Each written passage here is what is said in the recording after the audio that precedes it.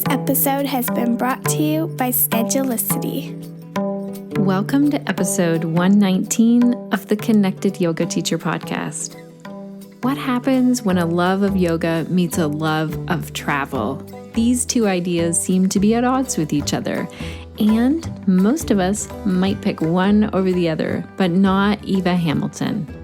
For the past 2 years, Eva has traveled to the UK, France, Spain, Portugal, Thailand, Mexico, Nicaragua, Costa Rica, Vietnam, and Italy, offering yoga teacher training, specialized yoga workshops, yoga retreats, online yoga classes, and so much more. It sounds incredible, and Eva is a testament that it can be done. In this episode today, Eva shares her yoga and travel journey and reveals how she's made it possible and feasible as a business for herself. If you've been wondering about how to incorporate more travel into your yoga teaching career, or if you want to learn more about connecting with nomadic yoga teachers to bring what they have to offer to your yoga studio, this episode will be a real treat. My name is Shannon Crow. I'm a mother of 3, a yoga teacher, and a trainer and consultant working for yoga teachers. And this podcast was created for you, so that you can connect to information and inspiration every single week and feel supported as you navigate the really tricky, sometimes, jungles of yoga entrepreneurship. All of the links and information are available for you on our show notes page. You can find that at theconnectedyogateacher.com/119. And before we dive in and meet Eva, let's hear our hot tip of the week from Schedulicity.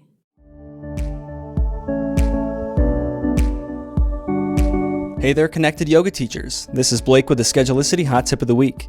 Your Schedulicity account can easily follow you and keep you listed in local search results for any place you choose. No matter where you go to teach, it only takes a couple of edits to list your business and teach at a new address. If you connect with a new studio on your travels, you can change your address and pricing information and let your classes and other offerings follow you on your adventures. If you don't have a studio, it's also easy to offer in-home lessons, and when your clients book online, they'll be prompted to enter their address so you always know exactly where you're going. If you regularly work at multiple addresses, we have a convenient add-on for multiple location management. You deserve online scheduling that can keep up with you wherever you may roam. Thank you so much, Team Schedulicity, for making my life a lot simpler. Whether I'm booking podcast interviews, consultation calls, or yoga classes or trainings, I love that your platform allows me to take payments. It allows me to see how many spaces are left, and allows me to print off some really amazing reports at the end of the month or the end of the year. Connected Yoga Teachers, I am so excited to introduce you to Eva. She is a yoga teacher who I met in person in my local area, and she has gone on to travel now. So now she's an international yoga teacher. She has completed over 1,000 hours of yoga teacher training. She's Yoga Alliance certified, and she did her first teacher training in 2008. Get this, at the very young age of 17. I actually didn't know that until our interview, and it made me think, what would my life have been like if I started being a yoga teacher at the age of 17? Eva has since completed her Yin yoga teacher training. She lived in an ashram in India for 7 weeks for her 500-hour training, and she has completed multiple courses in restorative yoga, Thai yoga massage, anatomy, yoga for the nervous system, myofascial release, and so much more.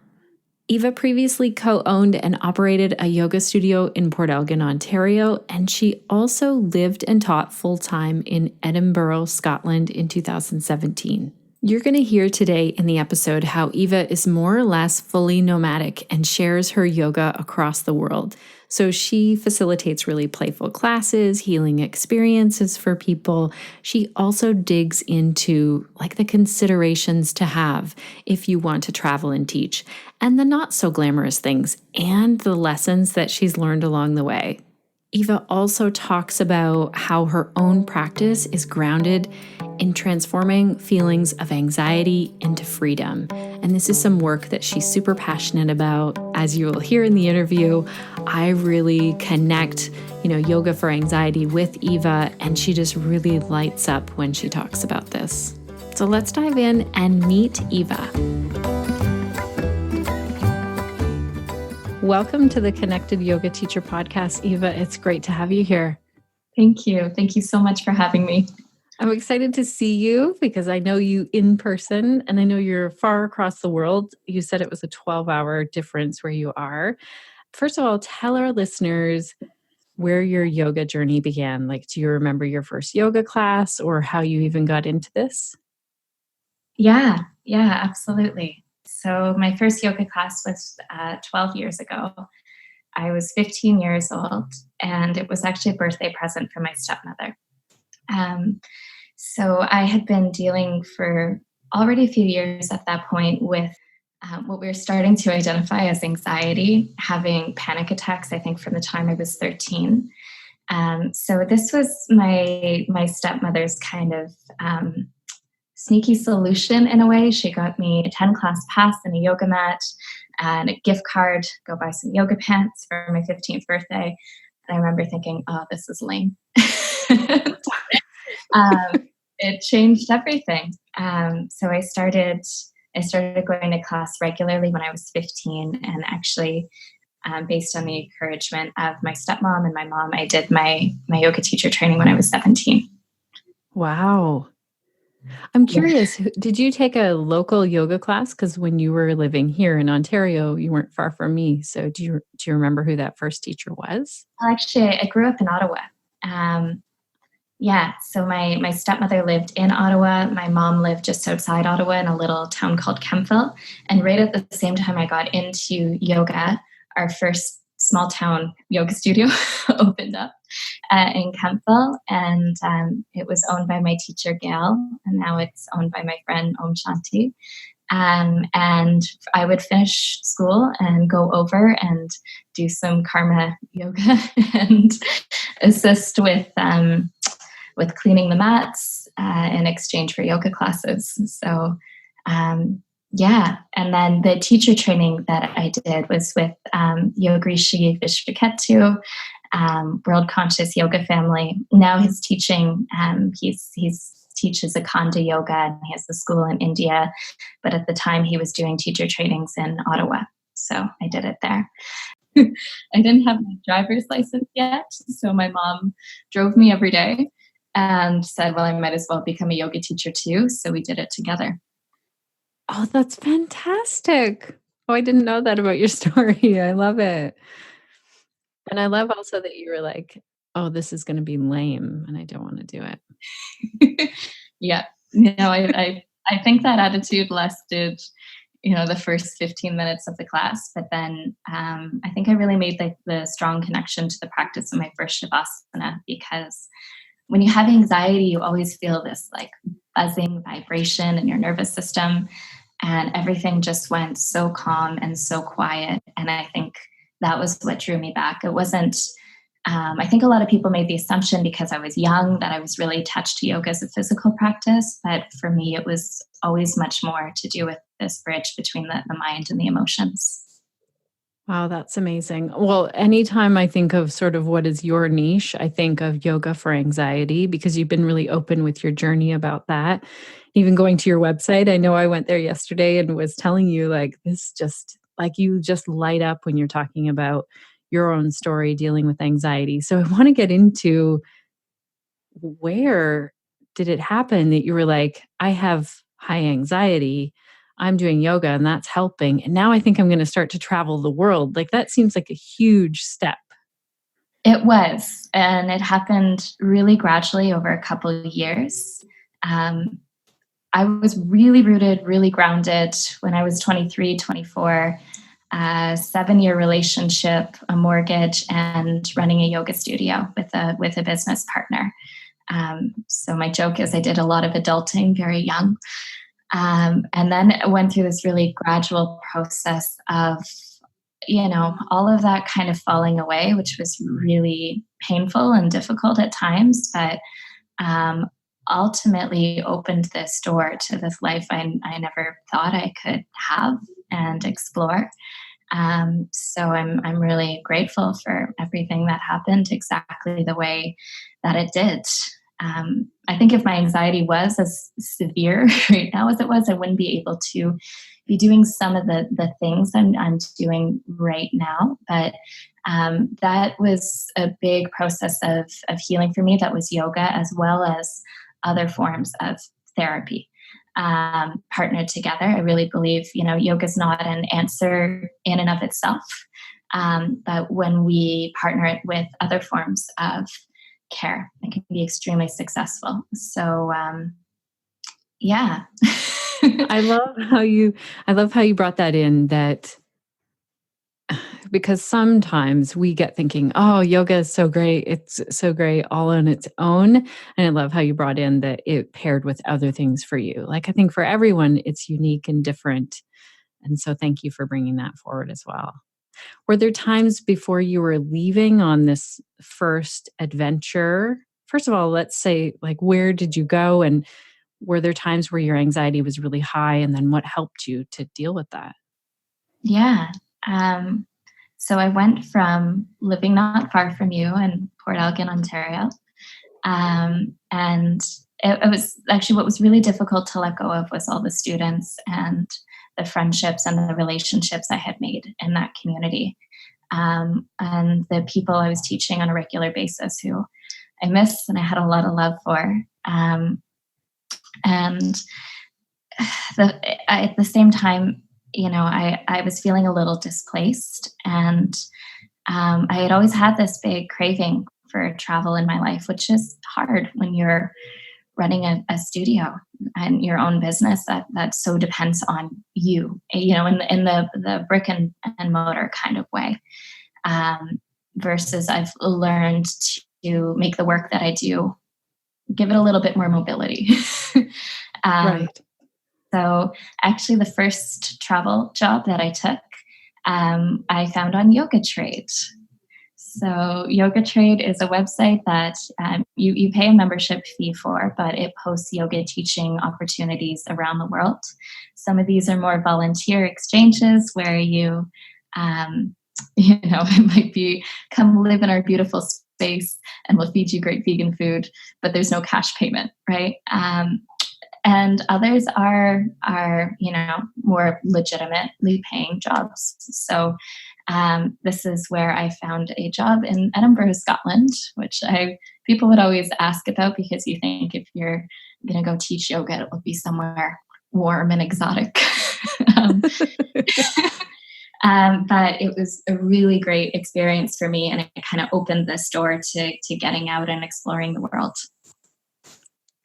Right. And so then you traveled 5 countries in 2018 teaching and traveling. What were some of the things that you learned along the way? If you were to do it all over again, or someone came to you and said, what should I know before I go? What were some of the struggles that you faced, or challenges, or things where you're like, okay, I wouldn't do that again? I wouldn't actually change any of it. The funny thing is, I love that. I was working with someone very intuitive before I left Canada who said to me that Scotland wasn't going to be a destination, it was going to be a doorway. And it really, really, truly was. And through these experiences, I've been able to make wonderful relationships with different communities and different places around the world. So I'm actually really happy everything happened exactly the way that it did. But I think something I've learned is to really do your research. The visa process, the living expenses and cost of living in different places around the world, what it looks like to do your taxes when you're living in a different country, all of this kind of boring stuff. But as well, when it comes down to the actual job, a job letter is great, but get a contract before you uproot your life. Make sure you know what those terms look like before.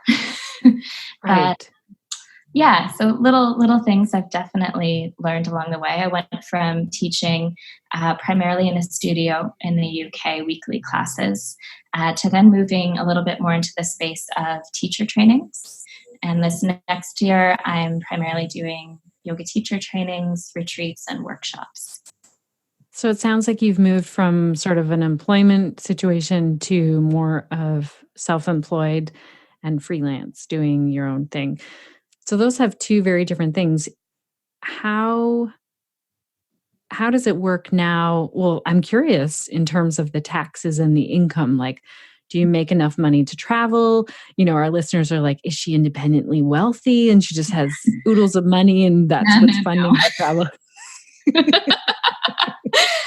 Definitely not. Right.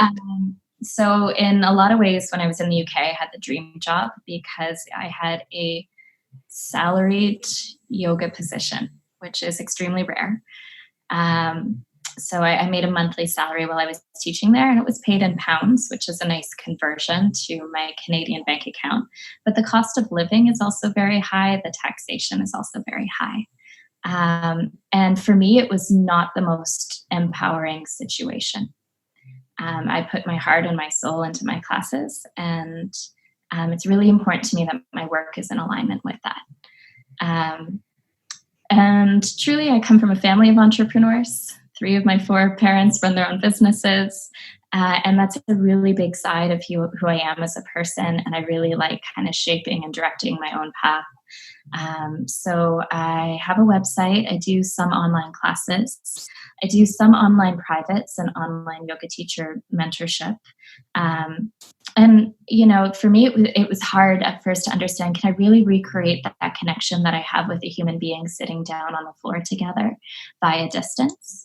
But it's been really wonderful surprise to find out that I really can, not the same way where you can adjust and physically support someone. But I've really enjoyed that as well. So that was the experience in the UK. And, I kind of hit the point where it's like, okay, I need to figure out what comes next. And for a while, I thought I'd move back to Canada. And I think I had a script going in my head for a while that, going home would be like going backwards. And now I completely know that's not true. It's a different kind of forwards whenever I do feel that I'm ready to go home to Canada. But I'm not yet. And right at the time, actually, it was kind of the love of travel that got me out again. I took myself to Paris for 3 days and just walked around the city and went to the Louvre and fell in love with just exploring the world and really enjoying my own company, which is something that was not the case when my anxiety was bad. Not feeling lonely to sit alone in a little cafe. And then when I went back to work, I just had the biggest urgency ever that I needed to quit now. And Right. Not knowing what I was doing next.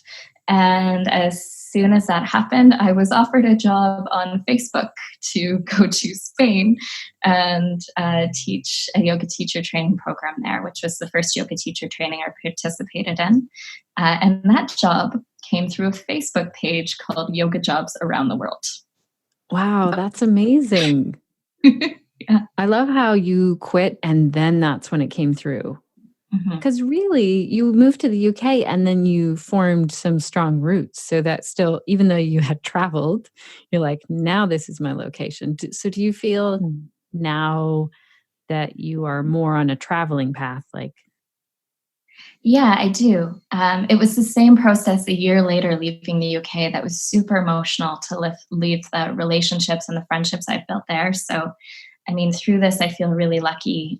I'm going back in May. I've got a retreat and a yin yoga teacher training through the wonderful teachers that I've met there. My friend Alan, who was my old manager, he's now working at another studio and he's invited me back for that. So, once I kind of got beyond the fear, it was really interesting how naturally one experience would flow into the next. And the night I got to Thailand last summer, I met my beautiful friend Anna, who's a teacher in Mexico. She invited me to Mexico to teach yin. So I went to Mexico and taught a yin yoga teacher training in a city where there's very little yin yoga being offered right now. So it really just started to happen in this way that wasn't forceful. Once I found the first few opportunities and started creating these different collaborations. So what would you say to yoga teachers who are listening to you and thinking, oh my gosh, that's what I want to do. I just want to pack my suitcase, be free flowing, get a travel job. Where do I start? It's challenging. I would encourage you though to check out these sites like Yoga Trade, and these Facebook groups, and start putting yourself out there. Because for a long time I thought, who am I? I'm not good enough to get some of these opportunities that I've since been able to explore. So I think, the marketing yourself in a way that feels authentic to you is really important. One thing that I've been helping some yoga teachers do is build a website when they feel like they really don't have the tools or the ability to do this. Anyone can do this. And there's a certain amount of really trusting my gut and my intuition. I believe in, do your research, figure out the cost of living, figure out the yoga insurance, and do the math of what's going to be realistic for you. My biggest expense in life right now is probably airfare. Very cheap to live here in Thailand, where I am right now, compared to the UK. So, there's a certain amount for me of stepping beyond the fear, trusting my intuition, but also do the work and the research and figure out what's going to make sense for you. Right. You talked about the importance of really filling in the details. And what I've heard you say is like a contract and doing your research on the location, doing your taxes. And I feel like it's almost as though it would be the most beneficial to talk to a yoga teacher who's already teaching in that country or that location. Do you think that's true? Absolutely. Absolutely. I think in the interview process, it would be amazing to be able to ask, can I talk to another one of your staff or another one of your teachers about their experience? Because it's really funny things, like even, I say this comically, but even here, last time I came over, I found a little house. Google Maps said it was a 10-minute drive from work. They don't show you that that's up and down 3 mountains when I was just learning how to drive a motorbike for the first time. So, the map can tell me 10 minutes, but I can get there and the terrain can be very different from expected. So, wow. Yeah, I think it's really helpful to try to have as many of these conversations as you can in advance. There are some wonderful ways, I think, through Facebook, through social media, to be able to reach out to teachers who maybe are teaching in this location and get their feedback of maybe what to expect. I need to circle back to where you said you're driving a motorbike, because I just want our listeners to know that that's not what you were doing when you were here in Ontario. No, definitely not. That's one of my job perks. So I really enjoy what I'm doing right now. I'm running a 200-hour teacher training with a teacher here in Koh Phangan, Thailand, and he does all the administrative side. And he treats me respectfully and he pays me well. And I just get to show up and do the work that I love, which is the actual instruction. So the one work perk that my job comes with is my motorbike. And when I was learning to drive it last summer, it was terrifying. And then the moment that I learned how and felt comfortable and safe on it, it's some of the happiest moments of my life. I've been driving around this little island on this bike. And even, when I wake up in the morning, today I woke up and my little sister and my dad messaged me through Instagram video. And then, I'll drive my bike, and I was teaching this afternoon rather than this morning today. We alternate. Did a couple hours work on my website and different upcoming retreats and trainings at a little vegan cafe, went to the beach for a little while, and then went and We had done all the shoulder anatomy yesterday. So today I taught the arm balancing, asana clinic, like the pose analysis. And then our teachers have started teaching their practicum classes.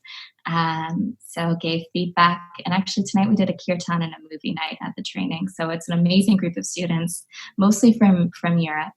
And yeah, it was a great day. But my commute right now is a 6-minute drive through the jungle beside the ocean, and it's really beautiful.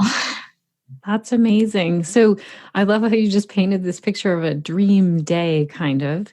What does your average week look like? How much are you working, and what sorts of projects are you working on in that week? So I instruct only around 20 hours a week for this program because there's 3 teachers instructing the 200-hour over 4 weeks. But it's good because this is now my 3rd YTT. So I know my material, I have my notes. I walk in and I feel really confident in what I'm teaching without as much prep work as it was the first few times. So the rest of the time, I do film classes. I have an online library of classes. So, there's that little passive income coming in there. It's not the most successful of the work I do. And truly, I think that's because it's not the work that I really enjoy. I love teaching yoga to a room of people. I have a really hard time making that sense of connection, me to a camera. But, the more that I keep doing it and trying to get over that mental block, I deleted the first 27 hours of yoga that I ever filmed because I just had such a hard time watching myself. And now I enjoy it more slowly. And I get really positive feedback from my students that they really like the online classes. And that encourages me to keep adding to it. So I film classes, and then there's the editing that comes alongside with that, and the file conversion and the uploading. And really right now I've been in kind of this planning phase. I've got a teacher training I was just offered in Malaysia, and then a retreat in Italy, a retreat in Scotland. The retreat in Scotland filled up in 7 hours, which I never thought I'd experience in my life. But that's from a wonderful collaboration with my friend there and this beautiful community of students that I got to know when I was living there. And then I've got a teacher training yin 50-hour course. That's the one in Malaysia. I'm doing it in Scotland, and then I'm doing it in Canada. So yeah, to get all these things going, it's amazing when something books up quick, but otherwise it's that constant promotional effort. So, there's a lot of work on my website, answering emails, getting out newsletters.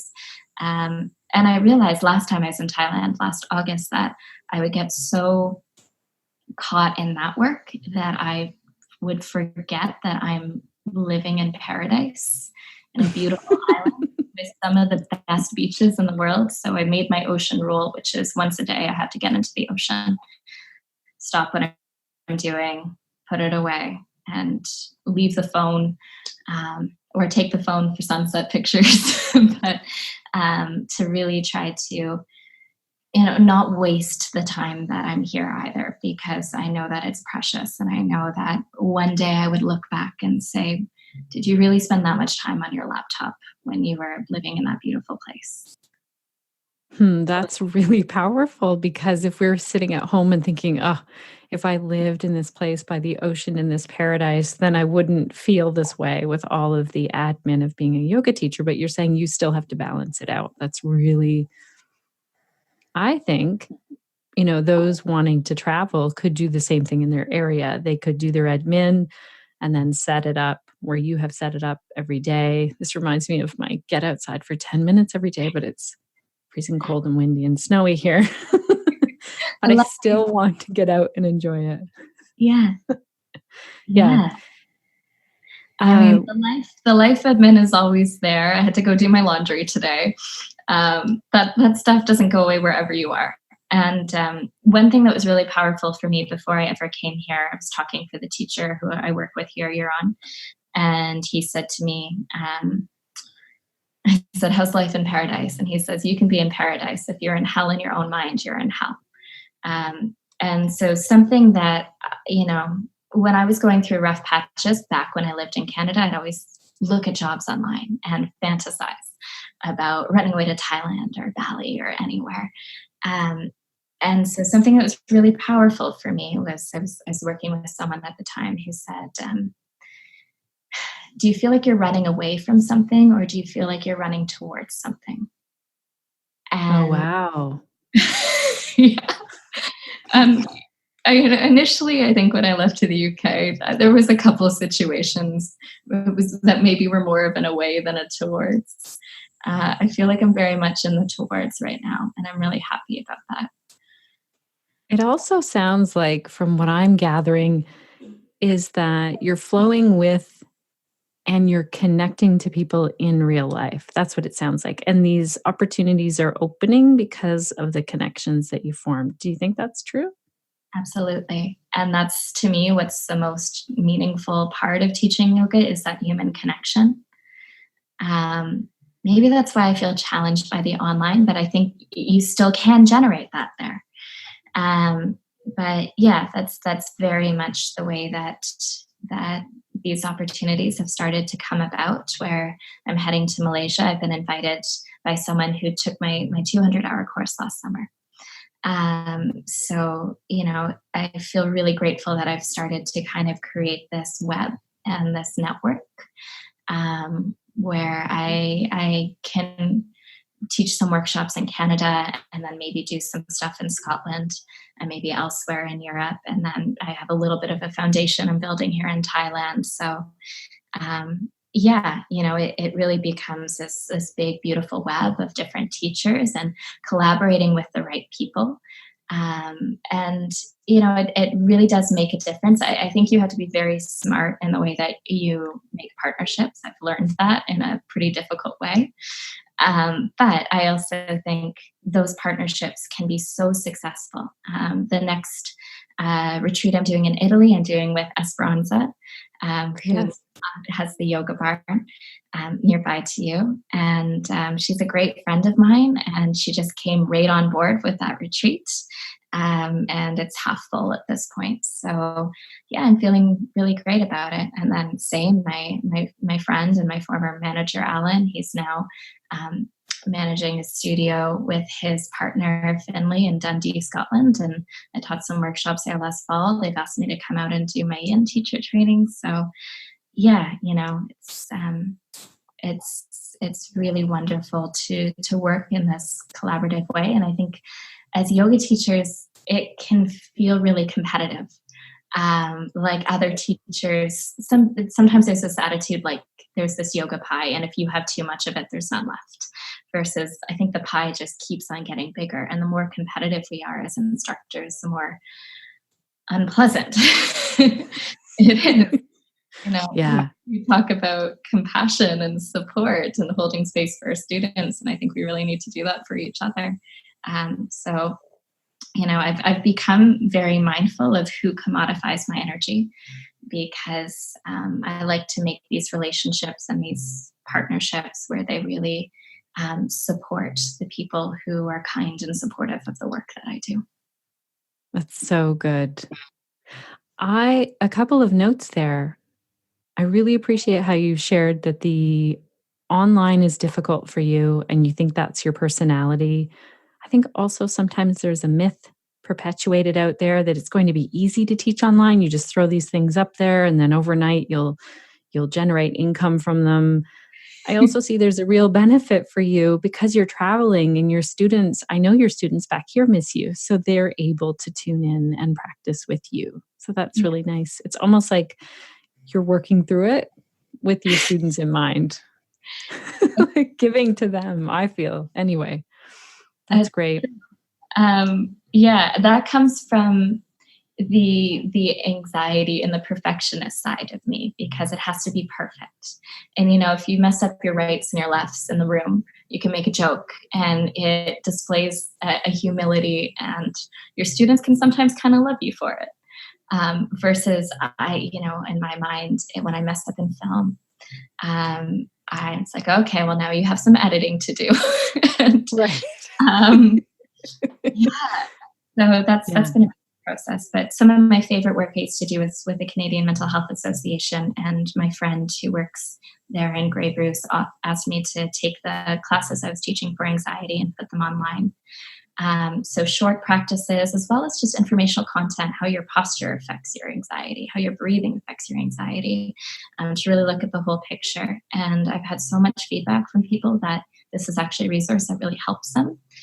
And that's what gets me to turn the camera back on. Oh, I love that. Oh, I want to let our listeners know that you have a library of over 80 right now at this time. And I know that will be well over that, probably over the 100 mark by the time they go and check out your library of videos. And they are great on there. And I feel like the yoga for anxiety, again, I have to say that I feel like those are the ones that I really see your personality light up. And that seems like you're offering. I also wanted to touch on where you talked about the competition part of things, because you also work as a mentor for yoga teachers. And I just want to bring this to light for our yoga teachers out there who are feeling like, well, so-and-so down the street is doing so well and she's doing this thing. Well, I could feel the same way about you. I could be like, Eva's traveling and she's mentoring, and she's like, what if I have her on the podcast and then she takes all of the yoga teachers that I'm working with? It seems silly as I say it. But what I really find is when we work together in collaboration, we reach different audiences. So if a yoga teacher said to me, I want to travel and teach, I'd be like, you should work with Eva. Like it's not my thing. I'm pretty rooted with family here. And I'm not going anywhere for a while, not traveling very much at all. And so I think there is so much space and so much room. So thank you for speaking to that. Is there anything that you can offer in terms of when those feelings of competition come up, or like you said, when you're researching online and dreaming of traveling and teaching, is there anything that has helped? Yeah. I mean, I think as yoga teachers, if we had someone with a really, bad physical injury, or someone who maybe needs some other form of therapy or support, we would refer them to the right person. And I think that we need to acknowledge as yoga teachers, we all have different niches, and to refer within our own group as well.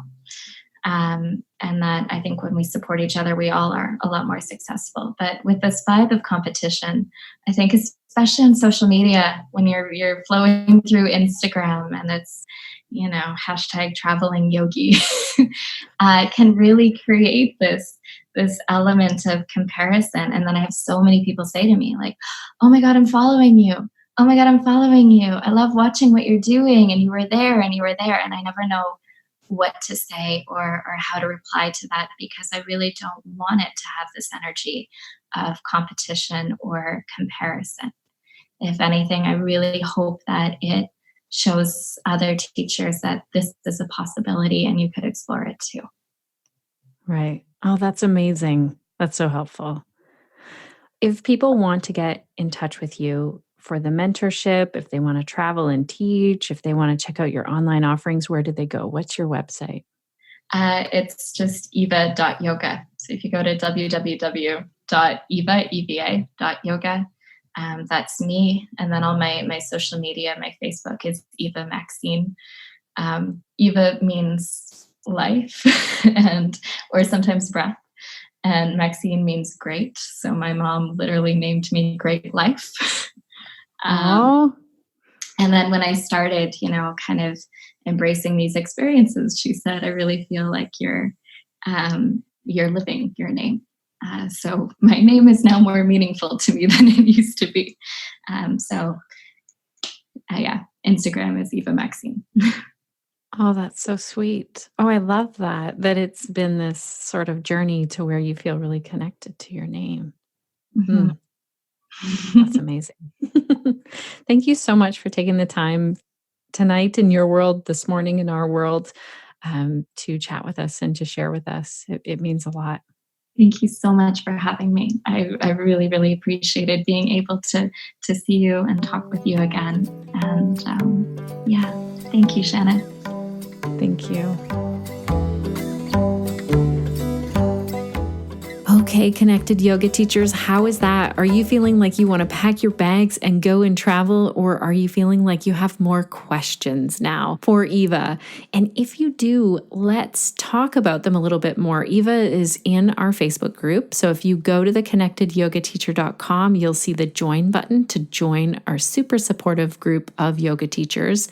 We are now over 6,000 yoga teachers in that group. It's amazing. Also, you can leave a comment in the show notes. So if you go to theconnectedyogateacher.com/119, you can leave a question or a comment there for Eva or myself.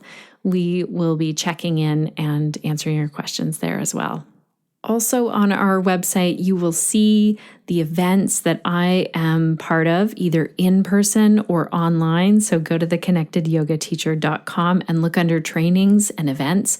There's some that you can do from your computer at home in your own time. There are some that are free. I have a couple of paid trainings as well, and some in-person ones. So everything is over at theconnectedyogateacher.com, as well as make sure to check out our resources. We have some pretty popular articles over there. Some that come top of mind that people ask for a lot are the articles about insurance and how to find stock photos. We have our full list there, and where to teach yoga if you're looking at other places other than a yoga studio. Huge shout out of thanks to Kiwi, who left a comment saying, "I love your content. Thank you so very much. I'm struggling right now getting lost in all the stuff I think a yoga teacher should know, and that led me to losing my focus. So thank you so much. Just listen to the 8 limbs and we'll definitely try working with your ideas. All the best, and thanks again, Kiwi."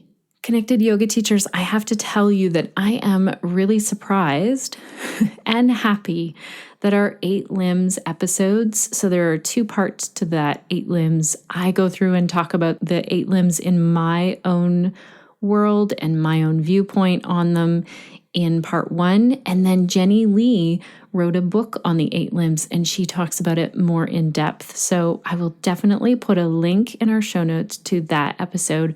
A lot of you have told me that it is very helpful and you're doing the 8 limbs homework. So I'm so excited to see that happening. If you have enjoyed today's episode and you're wanting to expand your teaching, next week's episode goes right along with this.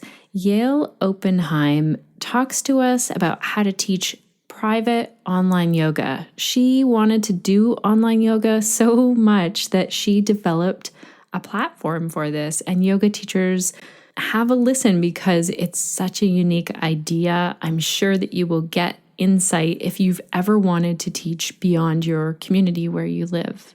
And if you are traveling and teaching online or in person, I would love to hear your story. Share a comment in the show notes and share a link to an offering where you are traveling and teaching yoga. So again, to find the show notes, go to theconnectedyogateacher.com/119. I need to say a big thank you to our Connected Yoga Teacher team, Samantha, Suzanne, Crunch, and Cindy for making today's episode possible and so many other things. Also, thank you, Connected Yoga Teacher listener. This podcast is here because of you, and it means so much that you take the time to tune in. And I know you have a lot on your plate and you are an entrepreneur running a business, learning and growing, and just trying to fit in your own yoga practice. So it means so much that you've tuned in today. So I want to hear from you. What will you be doing this week to stay connected?